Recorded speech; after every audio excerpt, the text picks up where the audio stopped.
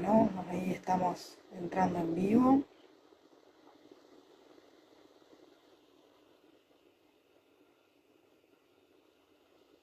Ahí se van uniendo. Buenas noches a todos. Ahí a poco se van uniendo. Martín y Fede se unió. Un beso, Fede. Hoy vamos a hablar de neuropsicología. Vamos a tener una serie de vivos relacionados a las neurociencias, ¿sí?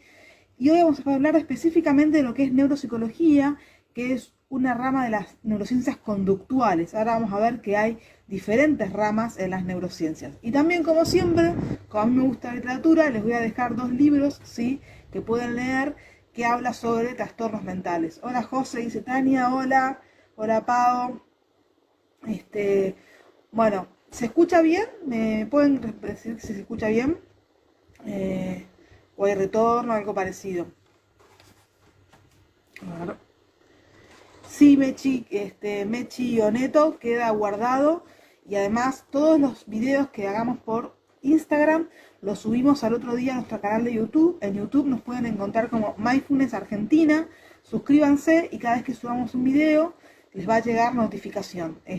Todos los videos los pueden encontrar en nuestro canal de YouTube y pueden compartirlos y demás. Así que bueno, vamos lanzando. Ahí ya dijeron que se escucha bien. Hola, buenas, dicen por ahí. Bueno, a ver, vamos a empezar por la base, ¿no? De qué son las neurociencias. Porque es una palabra que está muy de moda, ¿no?, hablar de las neurociencias, pero ¿cuánto sabemos en verdad de qué son las neurociencias? En primer lugar hay que destacar algo. Las neurociencias es un ámbito interdisciplinar. ¿Qué quiere decir esto? Que hay muchos profesionales que pueden actuar en el ámbito de las neurociencias. Llámense psicólogos, psiquiatras, neurólogos, biólogos, biólogos moleculares, ¿sí?, psicopedagogos, ATs. Hay un montón de personas que ese mindfulness me reinteresa. Bueno, después respondo a tu pregunta. Hay un montón de profesiones, ¿sí?, cirujanos, ¿sí?, neurocirujanos, patólogos, personas que hacen diagnóstico por imágenes, ¿sí?, que trabajan en las neurociencias. Entonces, este ámbito interdisciplinar lo que hace, ¿sí?, es estudiar el sistema nervioso en todos sus niveles. Y cuando hablo de todos sus niveles, me refiero desde el nivel molecular, o sea, y celular, de la neurona, por decirlo así, hasta el nivel anatómico, que es el más grande, que es el nivel del cuerpo, por decirlo de alguna manera fácil. Ahora, también estudia el funcionamiento del desarrollo de la patología, de la farmacología y de la neuroquímica. Así que eso es lo que estudia las neurociencias, ¿sí? Desde lo más chiquitito de la neurona, que cómo interaccionan 2 neuronas, que después vamos a ver lo que es la plasticidad neuronal, y a la parte anatómica, cómo funciona el sistema nervioso central y periférico, por ejemplo, ¿sí? ¿Qué es estos sistemas? Bueno, el sistema central está compuesto por el cerebro, el encéfalo y lo que es la columna, digamos, lo que es la médula, ¿sí?, que está en la columna vertebral. Y el periférico es cómo los nervios irradian a las diferentes partes de nuestro cuerpo, ¿sí? Entonces tenemos un nervio que va a un músculo, tenemos un nervio que va al corazón, un nervio que va al páncreas, ¿sí? Bueno, entonces hay 2 grupos de disciplinas neurocientíficas. Por un lado tenemos las neurociencias no conductuales o biológicas, ¿sí?, que en esto se centran en lo que es el sistema nervioso central y periférico que les hablaba recién. ¿Quiénes trabajan en esta área? Por lo general los médicos, ¿sí? Los médicos, los neurólogos, los fisiatras, los kinesiólogos, ¿sí?, los psiquiatras, los neurocirujanos, los médicos de diagnóstico por imágenes. Y después tenemos el área de las neurociencias conductuales, que acá entran las manifestaciones del sistema nervioso. O sea, ya no solo lo que pasa, no estudian lo que pasa internamente en el sistema nervioso, sino cuál es la manifestación externa que hace en el cuerpo, la conducta. Y acá tenemos a los psicólogos, a los psicopedagogos, ¿sí?, a los terapeutas en todo su esplendor. Entonces, la tarea de las neurociencias es aportar explicaciones de la conducta en términos de actividades del encéfalo, ¿sí? Explicar cómo actúan millones de células nerviosas individuales en el encéfalo para producir la conducta y como a su vez estas, ¿sí?, las células están influenciadas por el medio ambiente, ¿sí?, incluyendo la conducta de otros individuos. ¿Qué quiere decir esto? Que no estamos en una bolsa Ziploc hermética, ¿sí? O sea, el sistema nervioso se va retroalimentando con el ambiente, ¿sí? O sea, las neurociencias tratan de explicar, ¿sí?, que cómo es la conducta a través del encéfalo, pero también cómo se relaciona esta con el medio ambiente, ¿sí? El objetivo de las neurociencias es comprender los mecanismos neurobiológicos, ¿sí?, que son responsables de todas las conductas, tanto mentales, conductuales del ser humano, ¿sí? Ese sería el objetivo central, comprender qué es lo que sucede dentro de nuestro cerebro que hace que nos comportemos de determinada manera, ¿sí? Entonces, acá vamos a... ¿Quedó alguna duda de esto, de qué son las neurociencias? Me la pueden escribir.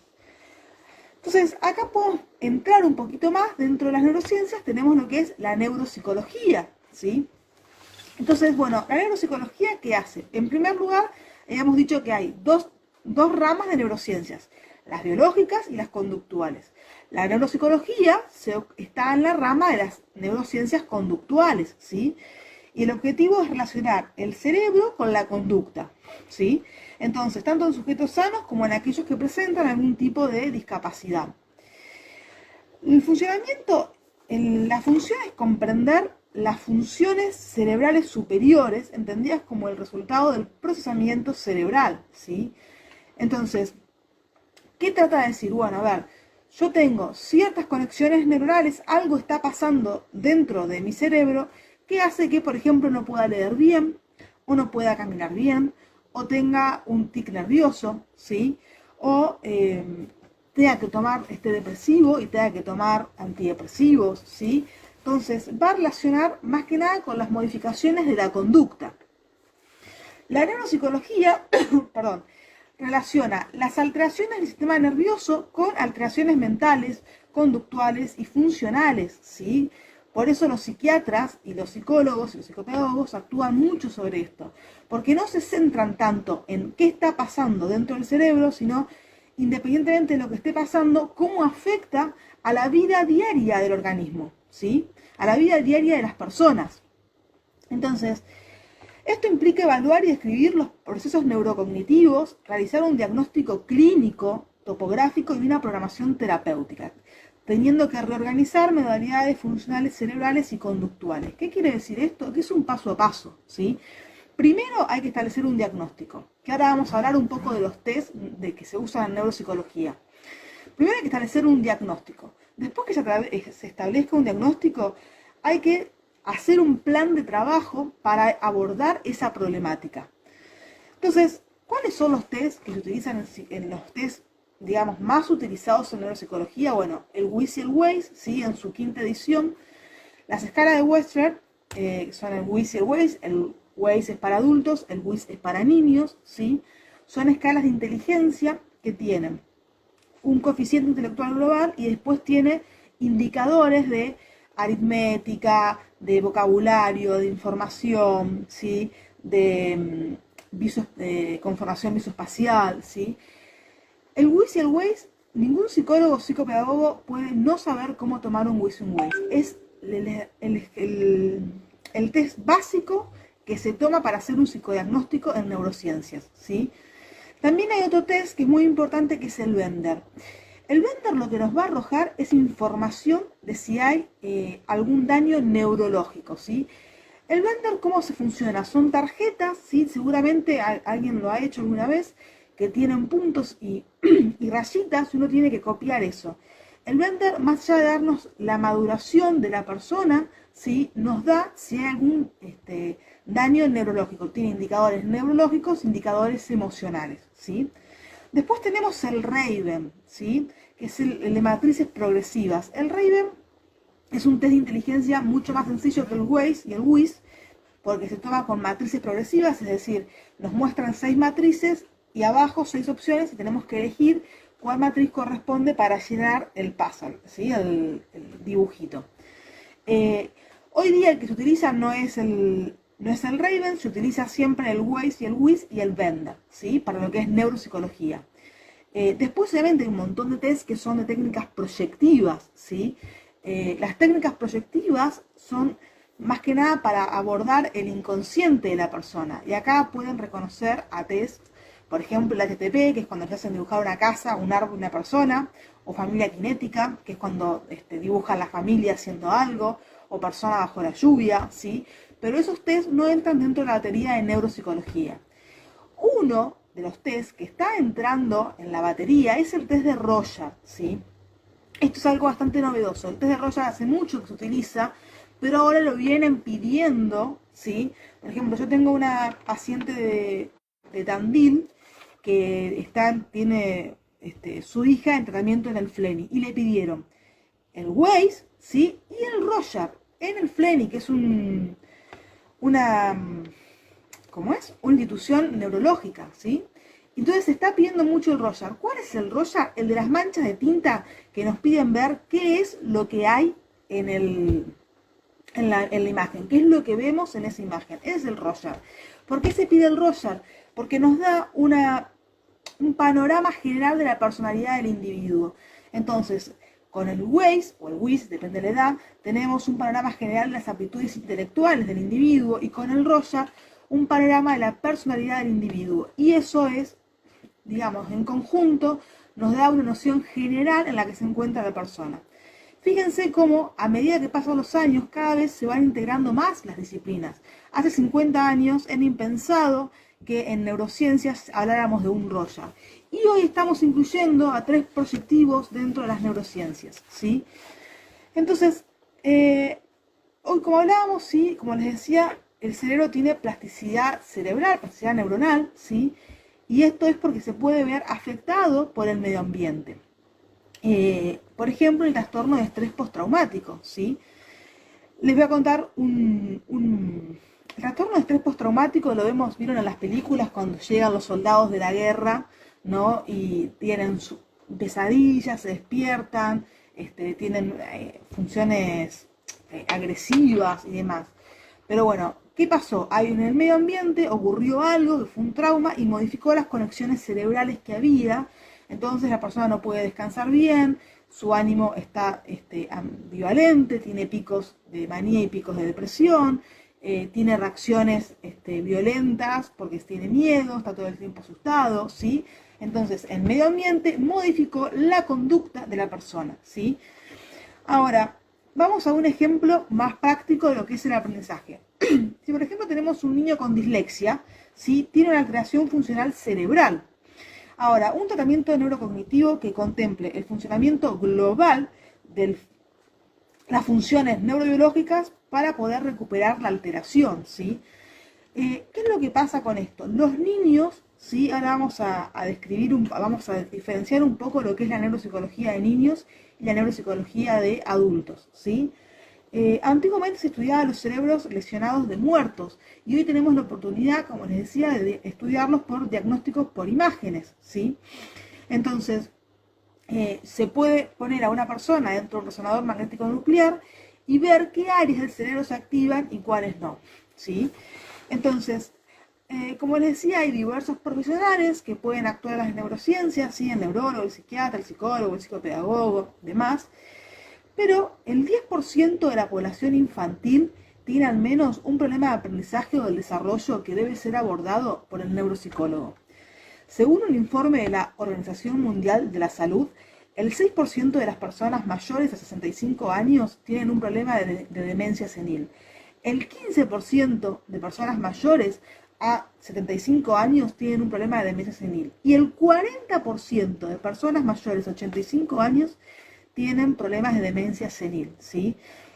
Estas demencias demencias o alteraciones neurobiológicas deben ser atendidas no solo por un neurólogo, sino por un neuropsicólogo. ¿Por qué? Porque la conducta del individuo es la que se ve alterada y hay que aprender nuevos hábitos de conducta para poder tener una vida saludable y más organizada. Entonces, veamos cuál es la diferencia entre la neuropsicología infantil y la neuropsicología del adulto, ¿sí? El niño posee un cerebro en desarrollo y está en proceso de adquisición de conocimiento y habilidades. Hay una habilitación y se trata de lograr funciones que todavía no han aparecido. En el adulto la rehabilitación es neurológica. ¿Qué quiere decir esto? En el niño todavía podemos habilitar funciones porque está en desarrollo, no desarrolló todas sus funcionalidades, ¿sí? En cambio, en el adulto ya están desarrolladas todas las funciones y hay que rehabilitarlas si hay un daño. Pero en el niño hay que habilitarlas. Por ejemplo, un niño que todavía no habla, el fonoaudiólogo, el neuropsicólogo, van a ayudarlo para que comience a hablar. En cambio, si una persona mayor deja de hablar, hay que rehabilitar esa área del habla. ¿Se entiende? En segundo lugar, ¿sí? Como segundo ítem de diferencia, la evaluación del niño varía con el tiempo, la evaluación neuropsicológica, porque el niño está en desarrollo y por eso tenemos que hacerle test con periodos, ¿sí? De tiempo, cada 2 años, cada 1 año, lo que se requiera, ¿sí? Porque va desarrollando diferentes habilidades, ¿sí? Como decíamos, se van habilitando diferentes funciones, mientras que el perfil neuropsicológico del adulto, ¿sí? Es estable, excepto que haya un daño cerebral y ahí tengamos que actuar en forma terapéutica. También al niño es muy importante determinar si el proceso patológico es adquirido o del desarrollo, ¿sí? Eso es muy importante determinar. Cuando es del desarrollo o cuando es adquirido por el medio ambiente. Los niños tienen mayor plasticidad neuronal, ¿sí? Que los adultos y por eso la rehabilitación y habilitación es mayor. Los niños todavía no tienen maduro, ¿sí? Su cerebro, por decirlo de alguna manera. Entonces, las conexiones neuronales se pueden ir intercambiando y reorganizando. Entonces, es más fácil tratar a un niño que tratar a un adulto. En realidad lo de fácil lo voy a sacar. En este caso sería más fácil por las conexiones neuronales, pero ojo, porque los trastornos adquiridos de los niños, las manifestaciones son globales, ¿sí? ¿Por qué quiere decir? Que abarcan a varios puntos de la conducta, ¿sí? Por ahí tienen una falta de comunicación, una alteración en el habla, pero tienen también una discapacidad de audición o de psicomotricidad, ¿sí? Porque las manifestaciones son globales, abarcan a muchas áreas. Entonces, por lo cual el valor predictivo de la evaluación neuropsicológica es menor, porque no sabemos qué otras áreas van a abarcar. Y bueno, eso en lo que es neuropsicología. Yo les quería recomendar 2 libros. Bueno, en primer lugar, si quieren, si les interesa el tema de neuropsicología, nosotros estamos ofreciendo la formación intensiva de neuropsicología clínica, ¿sí? Ahí van a encontrar muchísima más información. Este video fue para presentarles un poco lo que es la neuropsicología y de qué se encarga. Los invito a recorrer el programa, les va a parecer muy interesante. Y por otra parte, vieron que a mí siempre me gusta dejarles algún libro por si quieren leer de literatura, porque a mí me encanta la literatura. Y les voy a dejar 2 libros que me los pueden pedir por mail a josefinaricota@mindfulnessargentina.com.ar. El primer libro se llama Concierto para instrumentos desafinados. Es un libro de la vida real, ¿sí?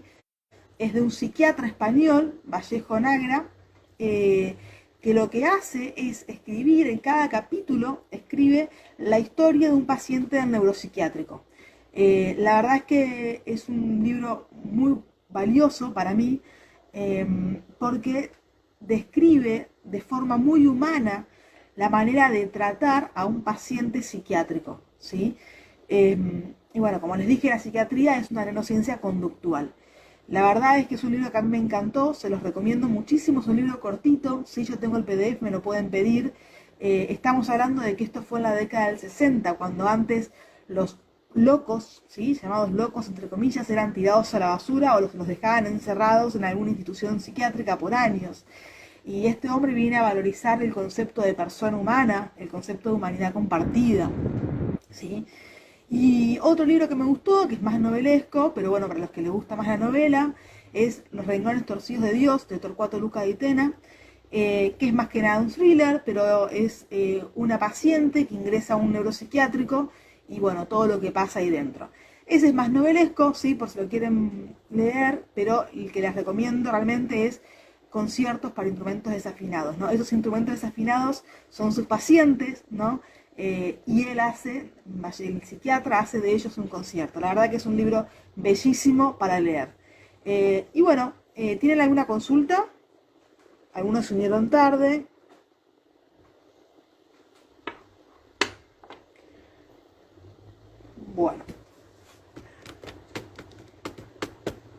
Bueno, si no hay consultas, nos vamos a retirar. Que tengan unas buenas noches, ¿sí? Y espero que hayan disfrutado del vivo.